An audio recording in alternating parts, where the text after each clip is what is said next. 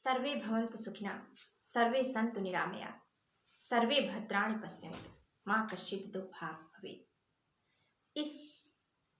इस श्लोक के साथ इस ऑनलाइन क्लास में मैं आप लोगों का बहुत बहुत स्वागत करती हूँ। आज बहुत दिनों के बाद हमारी आपकी ऑनलाइन क्लास में मुलाकात हुई है। जैसा कि आप सभी जान रहे हैं, विगत लगभग 2 महीनों से हमारा देश या हमारा परिवार, हमारे इष्ट मित्र कुछ ऐसी परेशानियों के भंवर में फंसे हुए हैं। एक महामारी जैसे कोरोना आप जानते हैं, और इसके पहले जो मैंने श्लोक बोला है उसके बोलने के पीछे भी एक कारण था कि कोरोना वैक्सीन जो आई है उसमें लिखा हुआ है सर्वे सन्तु निरामया, अर्थात सभी रोग मुक्त रहें। तो हमारी आपकी भी यही मंगल कामना होनी चाहिए कि हम अपने परिवार, इष्ट मित्रों के साथ समस्त विश्व और भारत इस महामारी के संकट से बाहर निकले, हम पुनः स्वस्थ हों और पुनः एक दूसरों के दुखों को, सुखों को बांटते हुए जीवन के पथ पर आगे बढ़ते रहें। इस ऑनलाइन क्लास को आगे इसी तरीके से चलाते रहेंगे, यह मेरी ईश्वर से प्रार्थना है। हम किराता अर्जुनियम को लेकर के पुनः प्रस्तुत हुए हैं। तो यहाँ हम देखेंगे कि किराता अर्जुनियम में जो चल रहा था प्रकरण की द्रौपदी युधिष्ठिर से अपनी बहुत सारी व्यथाओं को कहती हैं, अपनी बहुत सारी पीड़ा को कहती हैं, बातों को कहती हैं, उनसे कहती हैं कि आप अपने अंदर के तेज को आगे निकालिए, उसे प्रकट करिए, जिससे हम अपना खोया हुआ राज्य वापस पाएं। तो इस श्लोक के माध्यम से वो कहती हैं कि द्विष निमित्ता, अर्थात वो जानती हैं कि वन में जो हमारा आगमन हुआ है, वन में जो हम आए हुए हैं, वो ऐसे ही नहीं आए हुए हैं, किसी कारणवश आए हैं। और वो निमित्त, वो कारण किसके कारण है? द्विष। द्विषद का अर्थ होता है शत्रु, और शत्रु कौन है इनके? दुर्योधन आदि कुरु क्षेत्र में रहने वाले कौरववंशी। तो उनके कहने कौरववंशी ये भी हैं, लेकिन ये पांडु पुत्र हैं और वो धृतराष्ट्र पुत्र हैं। यही अंतर है दोनों में कि पांडु पुत्र बिना कारण के किसी को दुख नहीं पहुंचा सकते, लेकिन दुर्योधन आदि जो धृतराष्ट्र के पुत्र हैं, उनका ये कहीं ना कहीं उनके मन का जो भाव है वो दूसरों को पीड़ा पहुंचाने में आनंद की प्राप्ति करता है। तो यहाँ द्रौपदी कहती हैं युधिष्ठिर से कि हे युधिष्ठिर, द्विषद निमित्ता, हम यहाँ जो भी दुख को प्राप्त कर रहे हैं वो किसी कारण से है, और वो कारण क्या है? आपके शत्रु, चाहे वो दुर्योधन आदि हो, कोई भी हो, शत्रुओं की ही बात हो रही है यहाँ पर। तो कहें आपके शत्रुओं के कारण यद इयम दशा, यद जो इस प्रकार की, इयम यह, दशा अर्थात हमारी दशा है, और वो दशा कैसी है? अथाह पीड़ा से भरी हुई है। ये पीड़ा सिर्फ शारीरिक नहीं है, मानसिक भी है। क्यों मानसिक है? क्योंकि द्रौपदी अपमान की पीड़ा से युक्त है। मनुष्य को शायद एक वक्त का खाना, भोजन न नसीब हो, उसे उतनी तकलीफ नहीं होगी, लेकिन उसे दोनों समय भोजन मिले और भरपेट मिले, लेकिन अपमान की पीड़ा के साथ मिले। जो स्वाभिमानी व्यक्ति होगा, शायद उस भोजन को ग्रहण करना उसे अच्छा या रुचिकर नहीं लगेगा। तो द्रौपदी भी यही बात कहती हैं कि यदि यम दशा दशन निमित्ता, हमारी जो ये दशा है युधिष्ठिर जी, वो शत्रुओं के कारण है, और समूल उन्मूलित में मना, जो कि मेरे मन को, किसके मन को? द्रौपदी के मन को। मन किसका है? मेरा। और मेरा यहाँ कहा कौन है? कथन किसका है? द्रौपदी का। तो कह रहे हैं कि जो मेरा मन है, समूल जड़ के साथ अंदर से, अर्थात पूरी अपने प्रगाढ़ता के साथ उन्मूलित, अर्थात उन्मूलन कर रहा है, दुखी कर रहा है, मुझे कष्ट पहुंचा रहा, मेरे मन को अत्यधिक पीड़ा दे रहा है। कह रहे हैं कि हे युधिष्ठिर, यदि यम दशा, जो यह दशा है हमारी, वो द्विषद निमित्ता, किसके निमित्त है? जिसके कारण है? शत्रुओं के कारण है।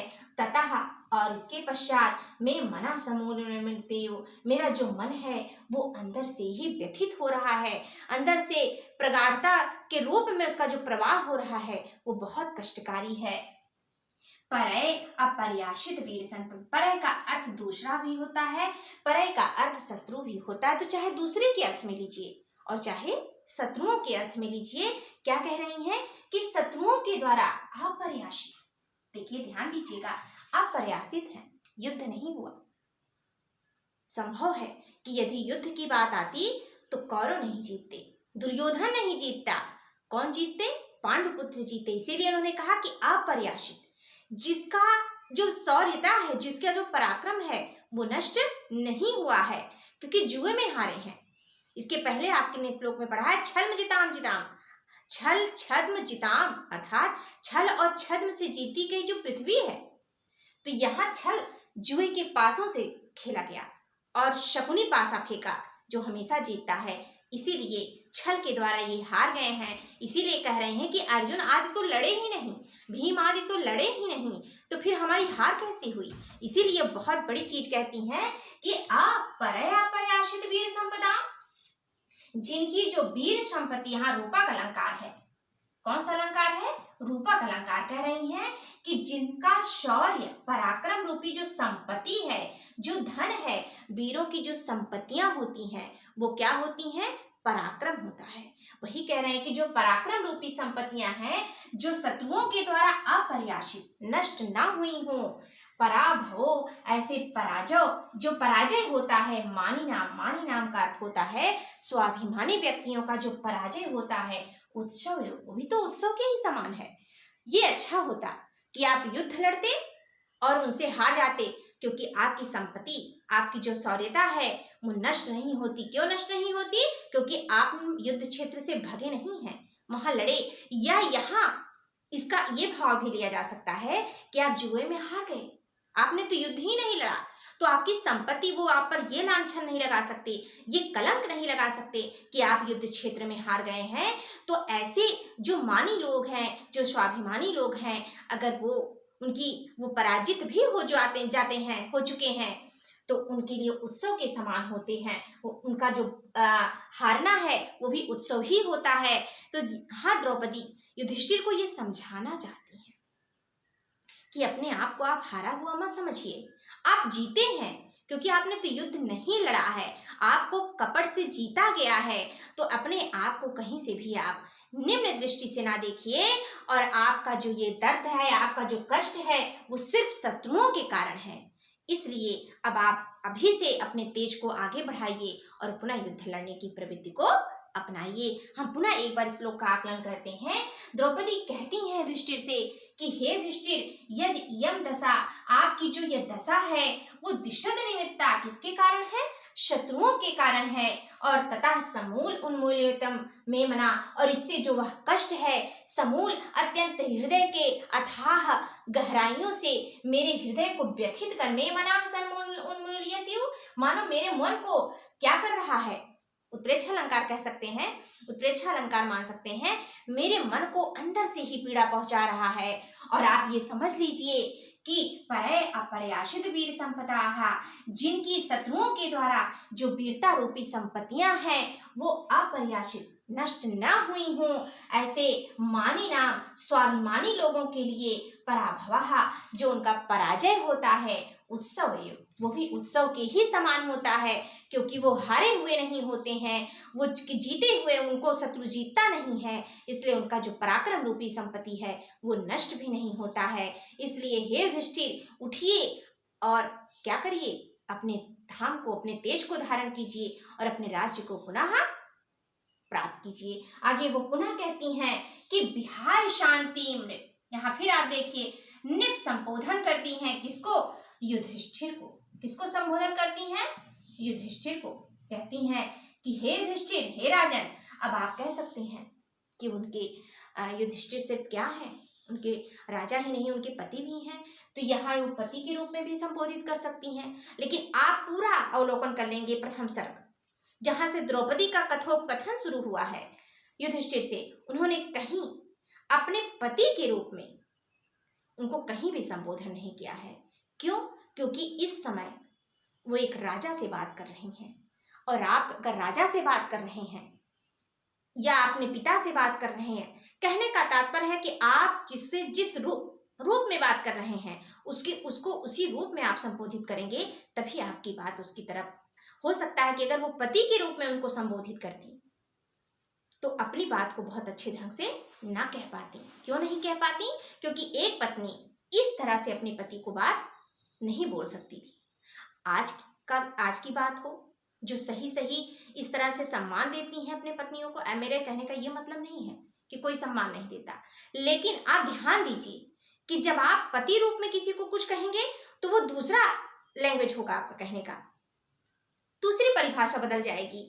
लेकिन आप किसी को किसी व्यक्ति के रूप में या किसी राजा के रूप में या किसी और रूप में उसको अपनी बात को प्रकट करेंगे तो आप दूसरे भाषा में कहेंगे, उसको दूसरी तरफ ले जाएंगे। तो यहाँ ये भी क्या है, एक राजकुमारी बनकर के, एक रानी बनकर के, एक राजा को संबोधित करती हैं कि आपका कर्तव्य है, आप एक राजा हैं, एक पराक्रम से भरे हुए राजा हैं, स्वाभिमानी राजा हैं, तो आपको अपने कार्य को उचित ढंग से करना चाहिए। इसीलिए वो कहती हैं कि हे नेप, हे राजन। कौन? हे युधिष्ठिर, नाम नहीं ले रही हैं, निप से संबोधन ही अवतार है कि युधिष्ठिर जी को संबोधित करती हैं। क्योंकि मैंने पहले भी आपको बताया था कि प्रथम सर्ग में युधिष्ठिर कहीं नहीं बोले हैं। 25 श्लोक में आकर खाली उस सारी बात को कह देते, वहां भी उनका कथोपकथन नहीं दिखाया गया है, सारी बात को खाली बताया गया है। यहाँ सिर्फ 2 ही वक्ता हैं। प्रथम भाग में वनेचर है, युधिष्ठिर से कहता है दुर्योधन की बात, और द्वितीय उस भाग में द्रौपदी हैं जो सारी बात को किससे कहती हैं? युधिष्ठिर से कहती हैं। तो यहाँ कहती हैं कि हे राजन, विहाय शांति। शांति को, शांति का अर्थ क्या होता है? यहाँ किसी संज्ञा की परिभाषा नहीं दी जा रही है, किसी का नाम लेकर नहीं कहा जा रहा है। शांति का अर्थ है यहाँ पर कि मन की जो शांति होती है, मन का जो शम होता है, उसे आप क्या कीजिए, अर्थात विहाय, छोड़ दीजिए। अभी उसका कारण बताएंगी। काबिलिंग अलंकार है कि क्यों ऐसा कह रही हैं। लोग कहते हैं कि मन की शांति से बढ़कर कुछ भी नहीं है, सही है, लेकिन अगर एक विद्यार्थी पढ़ना छोड़ दे, एक राजा लड़ना छोड़ दे, तो ये उसका कार्य नहीं है। एक शिक्षक पढ़ाना छोड़ दे तो ये उसका कार्य नहीं है। तो वो कह रही हैं कि जो देखिए, हाँ नीचे की लाइन में आइए, कहती हैं कि शमेन सिद्धि मुनिया, बहुवचन है, भूभृता भी बहुवचन है, आपका ब्रजंती बहुवचन है, क्योंकि सबके लिए संबोधित, सबके लिए कह रही हैं कि जो मुनि होते हैं उनकी जो सिद्धि होती, सफलता प्राप्त करते हैं समय शांति के लिए, ये उनका कार्य है, ना भूभृता, राजा लोग का नहीं। राजा की तो इच्छा होती है। अश्वमेध राजा राम जो कि इतने बड़े राजा थे, कहते ना, दैहिक दैविक भौतिक तापा राम राज काहू नहीं व्यापा। वो भी इतने बड़े राजा रहते हैं, फिर भी अश्वमेध यज्ञ करते हैं, अपने यज्ञ के घोड़े को छोड़ते हैं। किस लिए? कि सारे विश्व में, सारे भारत की जो सीमा है उसमें उनका राज्य हो जाए।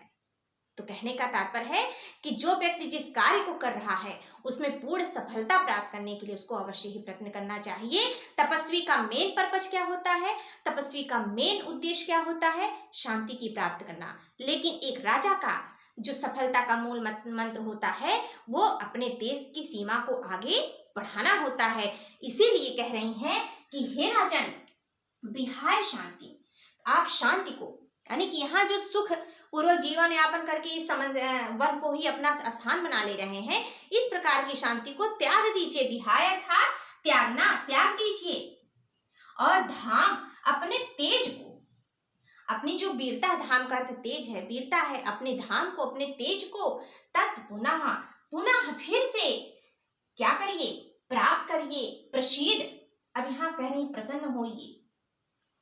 प्रसन्न का अर्थ आप मान सकते हैं, जैसे अब कहने का तात्पर्य है कि बहुत से कटु वचन भी बोल चुकी हैं और उनको ये लग रहा है कि हो सकता है कि युधिष्ठिर जी को बुरा लगे, तो ये अपनी बात को थोड़ा, हमारी आपकी आदत भी होती है कि किसी चीज को अगर हमें अनुभव हो जाता है, आभास होता है कि हम शायद मिथ्या बोल रहे हैं, तो या हमारी बात जो है कटु लग सकती है, तो उसको दूसरी तरफ से फिर घुमाते हैं। तो यहाँ द्रौपदी भी उसी तरह से घुमाकर कहती हैं कि प्रसीद, प्रसन्न होइए, और संदेह बधाय विनते विषाम, अपने शत्रुओं के लिए, वधाय वध के लिए संदेह तत्पर हो जाइए। अर्थात अपने प्रसिद्ध प्रसन्न होकर के, अब मेरी बात को मिथ्या या अन्यथा मत लीजिए, प्रसन्न होकर के अपने शत्रुओं के वध के लिए, मैं सबके वध के लिए नहीं कह रही हूँ, अपने शत्रुओं के वध के लिए आप तैयार हो जाइए, तत्पर हो जाइए। शत्रुन वध, यहाँ ब्रज धातु है जो जाने के, गमन करने के अर्थ में आता है। यहाँ देखिए क्या कह रहे हैं कि शत्रुन वध हुए, शत्रुओं के वध के लिए निष्प्रयाः। देखिए शत्रुन वध हुए व्रजंती, अपने शत्रुओं के वध के लिए क्या करिए आप, तत्पर होइए, व्रजंती जाइए। अर्थात कहने का तात्पर्य है कि उन्हें, उनके वध के लिए अब आप अपने आप को तैयार कीजिए, क्योंकि निष्प्रयाः, बिना किसी इच्छा के, जो सन्यासी होते हैं उनकी अपनी कोई इच्छा नहीं होती। सन्यासी दिखने में और सन्यासी बनने में बहुत अंतर होता है। इस बीच के अंतर को समझिए कि क्या सिर्फ गेरुआ वस्त्र धारण करने से कोई सन्यासी हो सकता है? नहीं हो सकता, क्योंकि अगर उसने अपने मन से काम, क्रोध, लोभ, मोह, मद, मात्सर, इन सब चीजों को, ईर्ष्या को नहीं निकाला, तो वो सन्यासी नहीं हो सकता। आप गेरुआ वस्त्र ना धारण किए हुए, लेकिन फिर राजा जनक के बारे में आपने सुना हुआ, जिन्हें विदेह कहा जाता है। वो राजा थे, फिर भी विदेह थे। विदेह यानी शरीर रहते हुए भी वो सांसारिक सुखों के प्रलोभन से मुक्त थे। तो ऐसे ही द्रौपदी भी कहती हैं कि निष्प्रियाः, जो निष्प्रिय हैं, जिन्हें अपने लिए कोई सिद्धि, कोई सफलता, या कहने का तात्पर्य किसी भी प्रकार के लोभ की आवश्यकता नहीं है, ऐसे शमीन, यहाँ तृतीया विभक्ति दिखाया गया है। तृतीया क्यों है? शम। अब आप यहाँ शम की बात ले लीजिए, यहाँ करण रूप में है, साधकतम करणम प्रकृष्टुप कारकम करणम कारकम करण संज्ञम स्यात्, अर्थात जो सबसे अधिक सहायक होता है उसकी करण संज्ञा होती है। तो यहाँ समेन ही जो शांति की प्राप्ति व सिद्धि के लिए परम सहायक है। यहाँ शम धातु, शम है, शम। अब आप जाइए शांति, शांति एक प्रकार का आपका रस माना गया है, और शांत रस का जो अस्थाई भाव होता है वो क्या होता है? निर्वेद होता है। लेकिन निर्वेद के अतिरिक्त भी उसका एक पर्यायवाची होता है जो शम होता है। तो यहाँ शांति की ही बात की जा रही है, पर्यायवाची अलग दूसरा दे दिया जाए, लेकिन अर्थ तो वही निकलता है ना।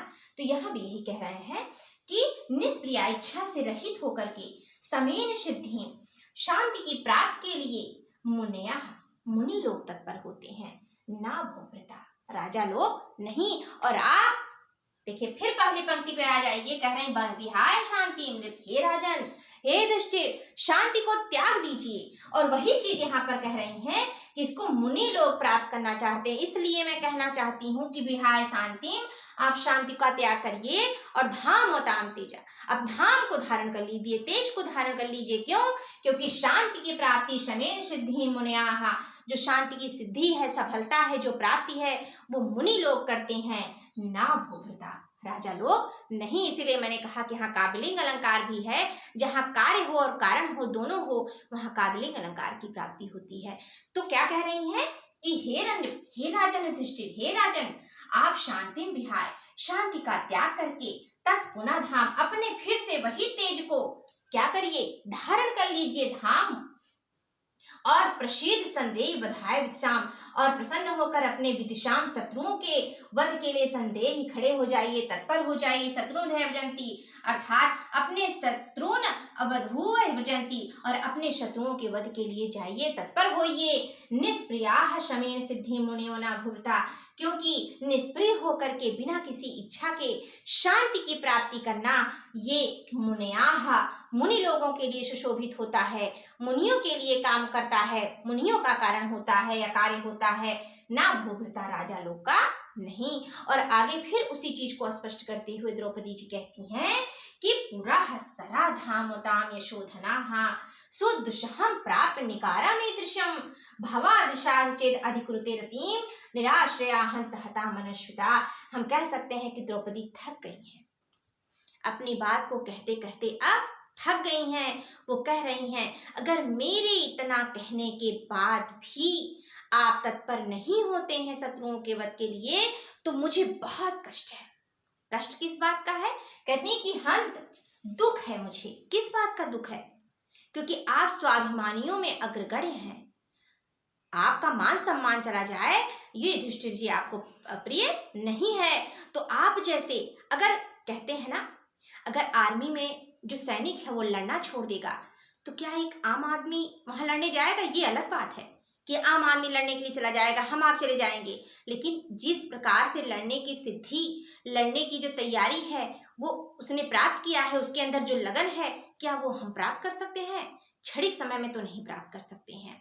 तो वो भी कहते कि जिसका जो कार्य है, अगर वो उस कार्य को नहीं कर रहा है और उस कार्य में पीछे चला जा रहा है, तो इसका मतलब है कि उस पर जो भी आधारित पक्ष है उसका तो क्या हो गया, निवारण। कहने का मतलब है निवारण नहीं हुआ, उसका कहीं ना कहीं से पूरी समाप्ति हो गई।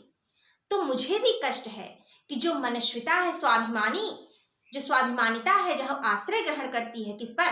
आप पर, क्योंकि आप सबसे सर्वोपरि हैं। तो मुझे दुख है कि आज जो मनस्विता है वो भी निराश्रित हो गई है, उसका कोई स्थान नहीं रह गया और वो समाप्त पर चली गई है, वो धूलिधूसरित हो चुकी है, क्योंकि आप जैसे स्वाभिमानी व्यक्ति भी अब अपने कार्य को पूर्ण नहीं कर रहे हैं। तो क्या कहती हैं? पूरा सराधामताम यशोधना, हे यशोधना, ये भी विशेषण है किसका? युधिष्ठिर का। बहुव्रीहि समास है। कौन सा समास है? यश है धन जिसका, यश रूपी रूपा का अलंकार है, और बहुव्रीहि समास है। कह रहा है कि यश रूपी धन वाले, जिसका यश ही धन है, और ये किसका विशेषण है? युधिष्ठिर का।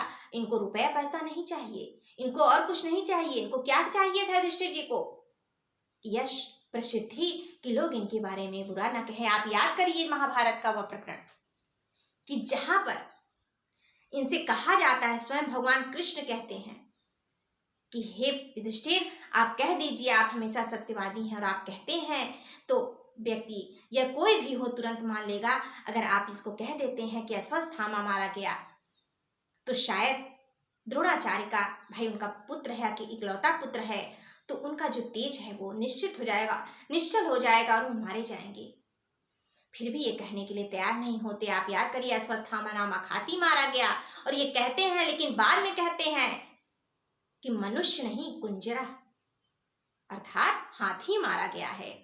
तो यही कह रही हैं यहाँ भी कि जिसका यश रूपी धन है, ऐसे धाम वताम, धाम को वतान धारण करने वाले, पूरा सारा पहले प्राचीन गया, जो इससे पहले लोग हुए हैं उनमें आप अग्रगण्य हैं, सबसे आगे हैं।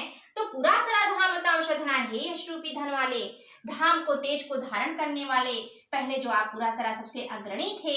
सुदुषहम प्राप्त, इस प्रकार के सुदुषहम, क्या कह रही हैं?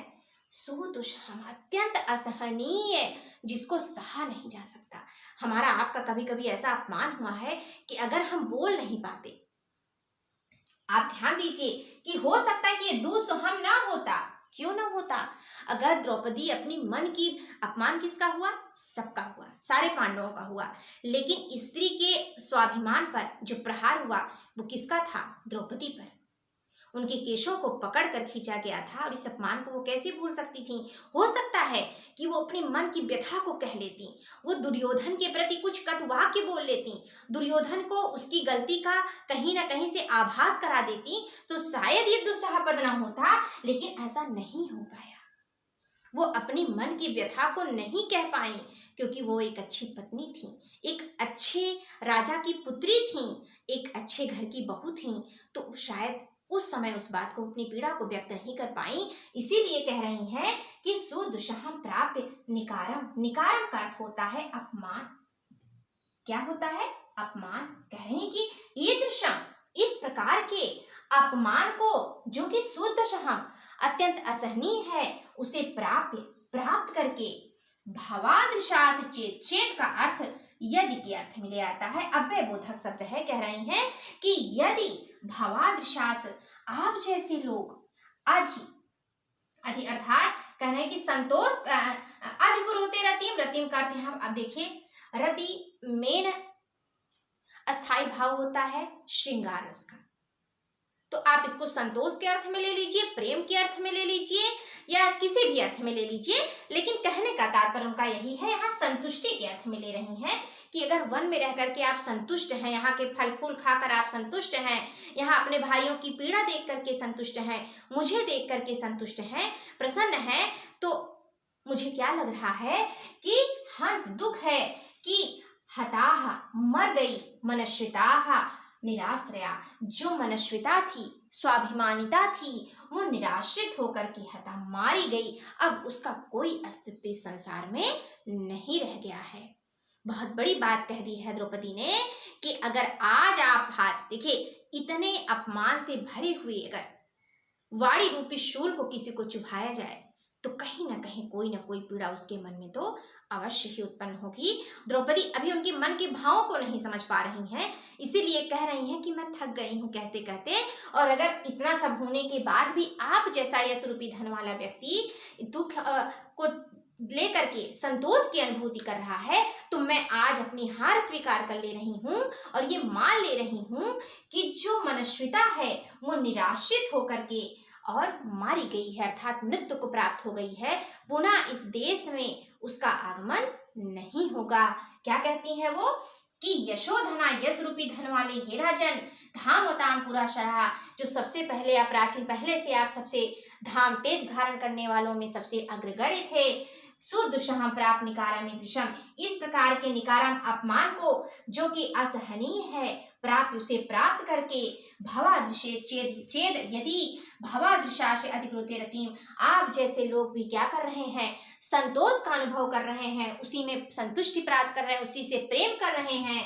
तो हंत मुझे दुख है कि मनश्विता जो स्वाभिमानिता थी वो निराश्रया निराश्रित होकर के हता मारी गई। अब उसका इस संसार में आगमन संभव नहीं है। इस प्रकार इन सभी श्लोकों का हमने यहाँ पर फिर से आकलन किया, इनको देखा। आप इसको देखते रहिए और इसके बाद आपको जो ना समझ में आए, लगभग आपके सबके ऑनलाइन व्हाट्सएप ग्रुप से क्लासेज भी चल रहे हैं और आपको इससे पहले भी क्वेश्चन दिए जा रहे थे, आपको समझाया जा रहा था। जो आपकी कोर्स की समाप्ति हो गई थी उसके बारे में भी आपको ये कहा गया था कि जो क्वेश्चन आपको नहीं आ रहा उसको आप पूछते रहिए। आज भी वो व्यवस्था आपकी व्हाट्सएप के माध्यम से चल रही है। तो जो आप वीडियो देखें, जो इसमें से ना समझ में आए वो हम लोगों से मैसेज से, व्हाट्सएप ग्रुप से या वैसे फ़ोन से पूछिए, लेकिन पढ़ते रहिए, क्योंकि इस समय की जो विपरीत परिस्थितियां हैं उसमें हो सकता है कि कभी क्लासेस बंद रहें या लेकिन व्हाट्सएप ग्रुप आपका चलता रहेगा। तो आप इसके लिए परेशान ना होइए, मन लगाकर अध्ययन करिए, आगे बढ़िए और पुनः इसी मंगल कामना के साथ सर्वे संतु निरामया हम इस ऑनलाइन क्लास को आगे फिर देखेंगे। नमस्कार।